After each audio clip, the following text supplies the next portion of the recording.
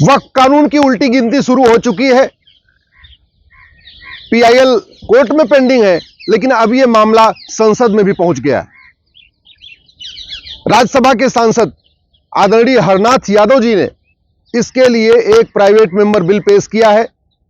जो हरनाथ यादव जी ने वक्फ कानून खत्म करने के लिए बिल पेश किया, उसका कांग्रेस और उनके सहयोगी दलों ने, इंडी अलायंस ने इसका जबरदस्त विरोध किया।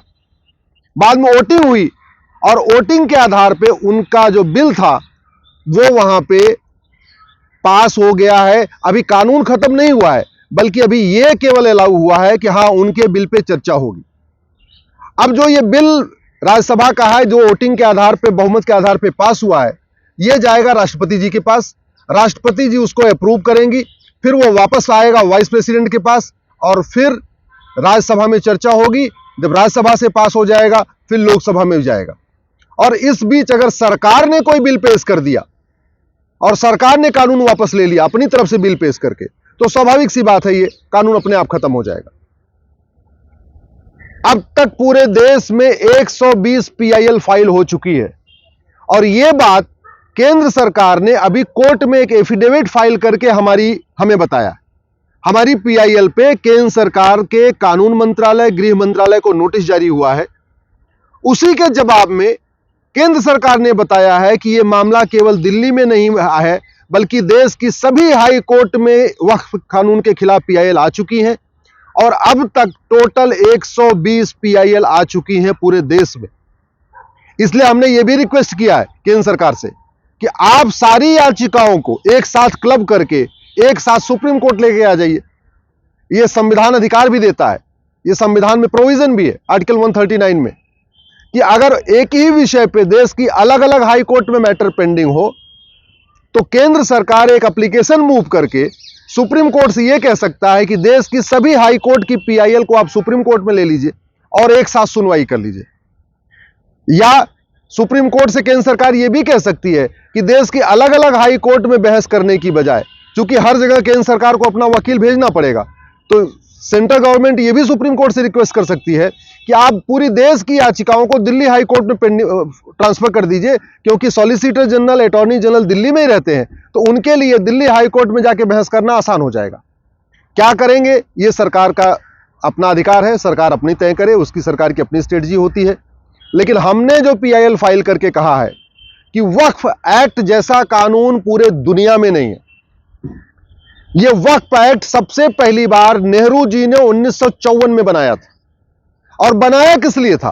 क्योंकि विभाजन के बाद बहुत सारे परिवार यहां से चले गए पाकिस्तान। उनकी जो जमीनें थी वो बहुत थी, उन जमीनों को कायदे से सरकार को ले लेना चाहिए था और जब पाकिस्तान से हिंदू आए तो उनको उन जमीनों पे बसा देना चाहिए था, क्योंकि जो पाकिस्तान से हिंदू आए, जो उनकी जमीनें वहां खाली पड़ी थी, जो भारत के मुस्लिम्स गए, उनको वहां बसा दिया गया।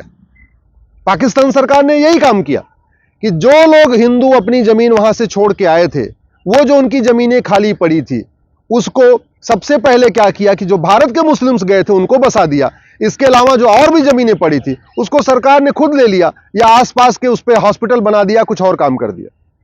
यही काम नेहरू जी को करना चाहिए था कि जितने लोग यहां से गए थे पाकिस्तान, उनकी सबकी जमीनों को एक्वायर कर लेना चाहिए था।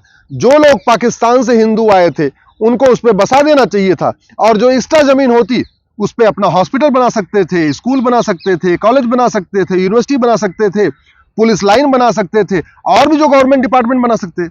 लेकिन नेहरू जी ने यह काम नहीं किया। नेहरू जी ने बाकायदा एक वक्फ बोर्ड स्टैब्लिश करा दिया, वक्फ कानून बना दिया और वक्फ कानून बना के उन सारी जमीनों को वक्फ बोर्ड को दे दिया। यह कानून इतना खतरनाक है कि आज अगर वो सुप्रीम कोर्ट को कह दे कि यह सुप्रीम कोर्ट वक्फ बोर्ड की जमीन पे बना हुआ है, तो सुप्रीम कोर्ट के रजिस्ट्रार उस नोटिफिकेशन को कोर्ट में नहीं चैलेंज कर सकते। सुप्रीम कोर्ट के रजिस्ट्रार को भी वक्फ बोर्ड के सामने जाना पड़ेगा। उस कानून को राजीव गांधी ने 1984 में और मजबूत किया। ध्यान से समझिए, नेहरू जी ने 1954 में वक्फ कानून बनाया। राजीव गांधी ने 1984 में, जब उनको 400 सीट मिली, उसी साल 1984 में उस कानून को और मजबूत कर दिया। उसके बाद 1995 में नरसिम्हा राव की सरकार ने जो नेहरू जी का कानून था और जिसको राजीव गांधी ने मजबूत किया था, उस कानून को वापस लिया और भी खतरनाक एक नया कानून बना दिया 1995 में। और 2013 में जाते जाते सोनिया जी की सरकार, मनमोहन जी की सरकार ने 2013 में उसको और खतरनाक बना दिया। ऐसा खतरनाक कानून बनाया है कि इलाहाबाद हाई कोर्ट को वक्फ बोर्ड ने बोला ये हमारी जमीन है, और इलाहाबाद हाई कोर्ट उस नोटिफिकेशन को चैलेंज नहीं कर पाया। वक्फ बोर्ड से गिड़गिड़ाता रहा कि नहीं नहीं, ये तुम्हारी जमीन नहीं है, हमारी जमीन है। वक्फ बोर्ड नहीं माना, Allahabad high court supreme court आया। ध्यान से समझिए, इलाहाबाद हाई कोर्ट जो सबके मुकदमों का फैसला करता है, वो अपनी जमीन नहीं वक्फ बोर्ड से छुड़ा पाया, उसके लिए उसको सुप्रीम कोर्ट तक आना पड़ा। यह कानून है कांग्रेस का, जो सबसे पहले नेहरू जी ने बनाया, राजीव गांधी ने उसको और मजबूत किया, नरसिम्हा राव ने उसको और मजबूत कर दिया, और बाद में मनमोहन सिंह ने और मजबूत किया। यह कानून इतना खतरनाक है कि जो बड़े लोग हैं, पैसे वाले लोग हैं, उनको नोटिस भेजता है और उसके बाद कहता है 10 लाख दो, 20 लाख दो, 50 लाख दो, तब हम नोटिस वापस लेंगे, यानी उनसे वसूली करता है। लेकिन जो गरीब है, शेड्यूल कास्ट हैं, शेड्यूल ट्राइब हैं, आदिवासी हैं, उनको नोटिस भेज के कहता है कि अगर तुम इस्लाम कबूल कर लोगे तब तुम्हारी जमीन तुम्हारे पास रहेगी, और नहीं तो यह जमीन वक्फ क्यों हो जाएगी। अब जो सोचिए आप, भोपाल से झबुआ 700 किलोमीटर दूर है। झबुआ एक आदिवासी क्षेत्र है। झबुआ के जो आदिवासी हैं, उन्होंने झबुआ की लोकल कोर्ट को भी कभी नहीं देखा। भोपाल तो देखना उनके लिए असंभव है। अब झबुआ में वक्फ बोर्ड एक नोटिस भेजता है और कहता है यह जमीन वक्फ की है। आदिवासियों से कहता है इसका जवाब देने तुम भोपाल आओ।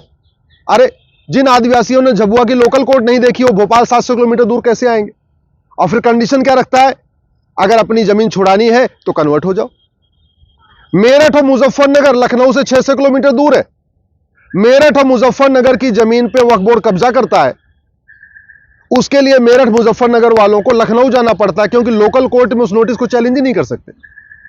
अच्छा, अगर किसी की प्राइवेट जमीन पे वक्फ बोर्ड कब्जा करता है तो लोग अपनी जमीन के लिए फिर भी लड़ते हैं।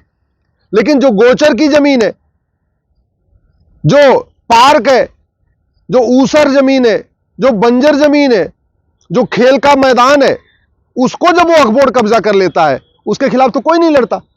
लेखपाल पटवारी के पास कहां इतना टाइम है और कहां इतना उनके पास पैसा है। सरकारी अधिकारी के पास, तहसीलदार के पास, कलेक्टर की जाके उससे 600 किलोमीटर दूर, 700 किलोमीटर दूर लड़ते रहेंगे। नतीजा यह हुआ है, रेलवे और डिफेंस के बाद सबसे ज्यादा प्रॉपर्टी का मालिक वक्फ बोर्ड बन चुका है। इस समय तीसरे नंबर की प्रॉपर्टी, जितनी प्रॉपर्टी वक्फ बोर्ड के पास है, इतनी प्रॉपर्टी तो मंदिरों के पास नहीं है। हिंदुस्तान में सबसे ज्यादा बहुसंख्यक रहते हैं हिंदू। हिंदुओं के पास लाखों मंदिर हैं, लेकिन जितनी जमीन मंदिरों के पास नहीं है, उससे ज्यादा जमीन वक्फ बोर्ड के पास है। मैं सरकार से निवेदन करता हूं, तत्काल इस नेहरू के महापाप को, राजीव गांधी के महापाप को, नरसिम्हा राव के महापाप को और मनमोहन सिंह के महापाप को, इसको वापस करिए, इसको खत्म करिए, इस महापाप का अंत करिए। और जो जमीनें वक्फ बोर्ड के पास है 12 लाख एकड़ के आसपास, इन जमीनों को एक्वायर करिए, वहां पे स्कूल बनाइए, कॉलेज बनाइए, इंजीनियरिंग कॉलेज बनाइए, मेडिकल कॉलेज बनाइए, लॉ कॉलेज बनाइए, पुलिस लाइन बनाइए, जो करना है करिए। वहां से जो पाकिस्तान से विस्थापित आए हुए हैं उनको बसाइए, जो कश्मीर से विस्थापित आए हैं उनको बसाइए, जो कुछ करना है करिए, लेकिन इस कानून को खत्म करिए। मैं धन्यवाद दूंगा हरनाथ यादव जी को, जिन्होंने साहस दिखाया है। मैं देश के सभी सांसदों से कहता हूं, सभी सांसदों से, वो किसी भी पार्टी के हैं, सबसे हाथ जोड़ के निवेदन करता हूं, वक्फ बोर्ड के खिलाफ, वक्फ एक्ट के खिलाफ आवाज उठाइए। नहीं तो याद रखिए, 20 से 25 साल के बाद आप ही के बच्चे आपसे सवाल पूछेंगे कि आप पार्लियामेंट में रह के क्या किए, आपने वक्फ कानून के खिलाफ आवाज क्यों नहीं उठाया।